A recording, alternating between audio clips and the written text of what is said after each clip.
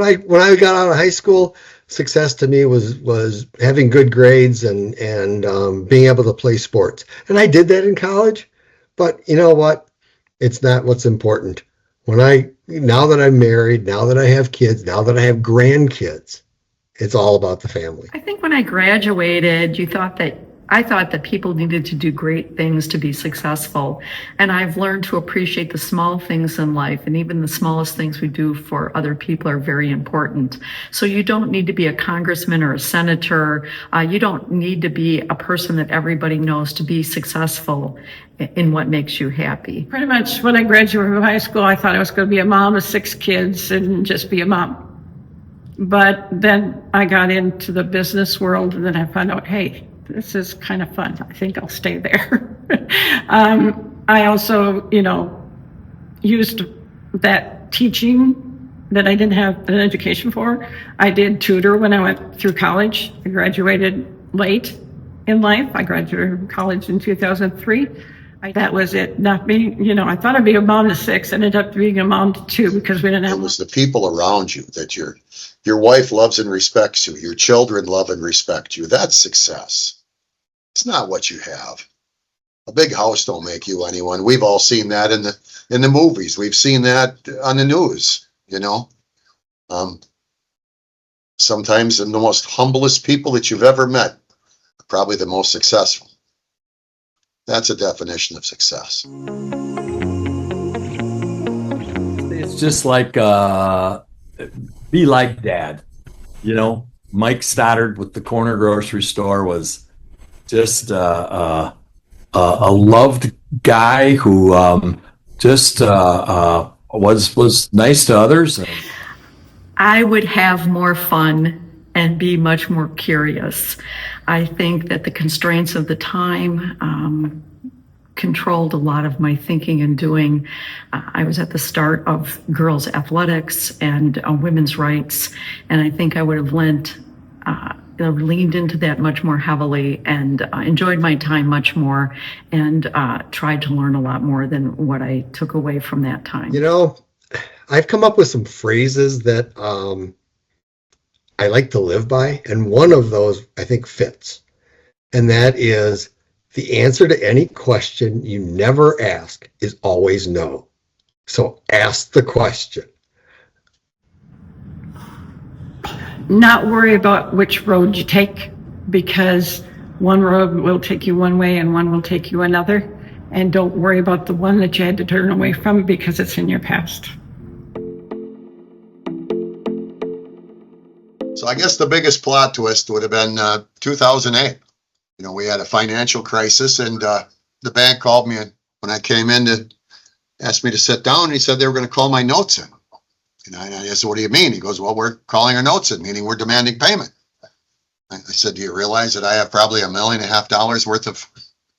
worth of loans out there right now? Maybe a little more. I don't know. And he said, yeah, we realize that. We want our money. And we're going to give you 30 days. I said, you can't do that. He said, yes, we can. So I immediately went back to my office and I called my corporate attorney in De Pere, and I asked him, I said, can they do such a thing? And he said, yes, they can. How come nobody ever told me this in my life, in my entire life? And he said, the 28 pages in a contract that you never read the back, it's clearly put in there. And to make it work, I had to go out and end up working in the oil field. I had to do whatever I had to do not to lose my home, at least. It's probably the greatest lesson I ever had. It was okay. I realized what really meant something to me and what didn't. My biggest shocker, but also my biggest gift. I never thought that I wanted to be a mother, and I had no maternal instincts. So I started a career. I lived in downtown Chicago and downtown Los Angeles and ended up moving home to my hometown of Berlin to take care of my 2 nephews. So that started me in a long road of taking children into my home and watching out for other children and helping to found a Boys and Girls Club here in Berlin. So I think my biggest plot twist is just helping the youth that God placed into my life. I think it's probably, I actually went to school in Europe 2 times when I was in college, both undergrad and grad school. I ended up going to school once in England and once in the Netherlands. Never thought I'd be doing that. I've had several. First of all, being hit with a disease that is quite debilitating. As you can see, I'm in a wheelchair now. But coming off of being a 3-sport athlete, and so on and so forth, it was a blow to the psyche. The next one was in 2008. Our granddaughter came to live with us. So that was a whole new ball game, because raising a child in the 2000s is a lot different than raising them in the 70s and the 80s. The next one was getting hit with breast cancer, stage 4. One of the lucky ones to come through it with not too many issues. Everybody, warned me about being so sick and tired and that kind of stuff. And yeah, I was sick and tired, but I was able to still proceed with what I had to do for the day. It surprised me how going through life, and we're all the old timers, but how some people that you thought you were pretty close to really valued the dollar in a business transaction above a friendship, and that kind of isn't my DNA. And what I'm really proud of is, I don't think money was the driving DNA of Berlin, Wisconsin, and our classmates. And I've learned that to have friends, you have to be a friend and to open yourself up to both the joys and sorrows of friendship. So that's the thing that I have learned over the last 50 years.